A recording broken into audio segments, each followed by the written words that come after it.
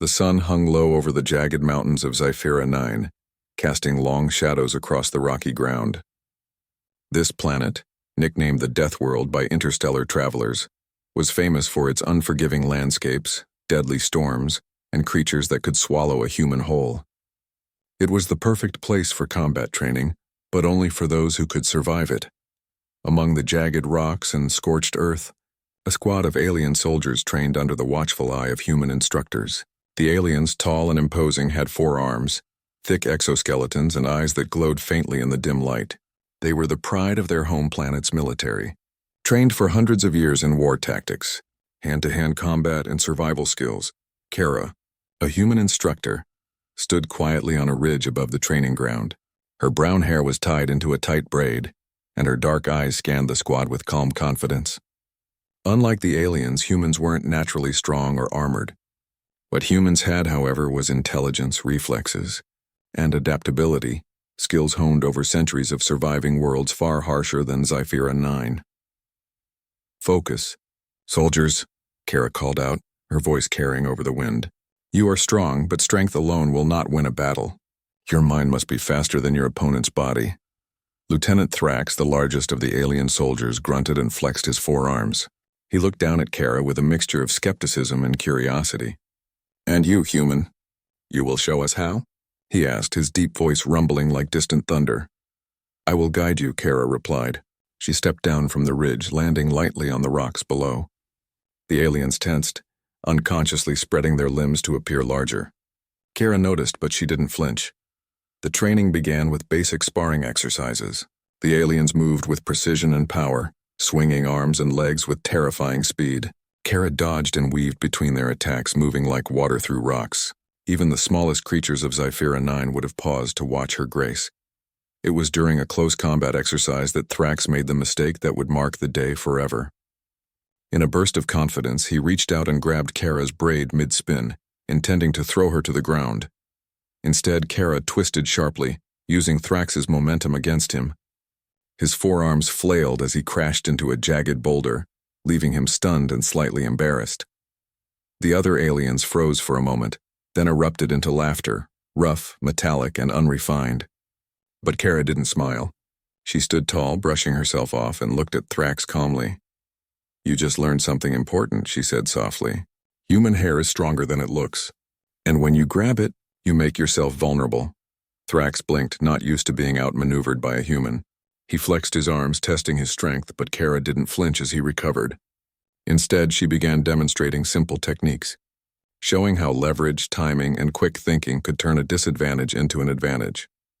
Over the next few hours, the aliens sparred with Kara again and again. Every time Thrax or another soldier tried to rely on their strength, Kara found a clever way to counter. She rolled under swings, used the rocks to bounce off, and even tripped them by predicting their movements. The alien squad started to realize something they hadn't expected. Humans weren't just fragile creatures to be overpowered. They were strategists, adaptable and dangerous in ways that brute strength could not anticipate. During a break, the squad gathered around Kara. "Explain this to us," Thrax demanded. "How can someone so small be so capable?" Kara smiled, a hint of amusement in her eyes. "It's simple. Humans have survived worlds like this one for thousands of years. We are small, yes, but we learn fast, we adapt. We use everything around us to our advantage." One of the younger aliens, Zenth, tilted his head. "But you are not armored like us. You do not have 4 arms, fangs, or claws. How do you compete?" Kara crouched, picking up a small stone from the ground. She tossed it lightly in her hand. "Strength is not everything. Timing, cleverness, and anticipation can turn even the smallest weapon into something powerful. You must think, not just strike."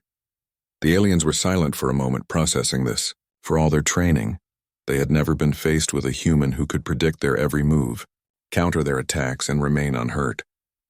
As the sun dipped lower, the squad prepared for the final exercise of the day, a mock capture mission. The goal was simple. The aliens would try to capture Kara as she moved across the rugged terrain, using only her wits and environment to evade them. When the exercise began, Thrax charged immediately, expecting to catch Kara quickly, but she had already predicted his path. She darted between rocks, rolled down small slopes, and used the shadows to her advantage. The aliens were forced to adjust, splitting up and communicating constantly, but Kara stayed just ahead.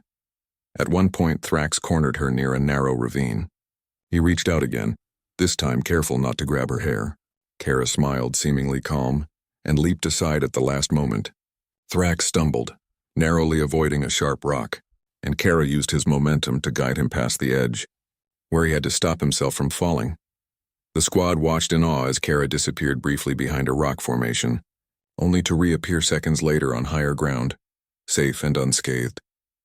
Every move she made was precise, calculated, and surprising. When the exercise ended, the aliens gathered, panting and exhausted. Even the commander, a massive alien named Gorth, nodded with respect. Humans, he admitted slowly, are not what we thought. You survive. You adapt. You outsmart us. Kara stood in the center of the group, hair slightly messy but eyes bright.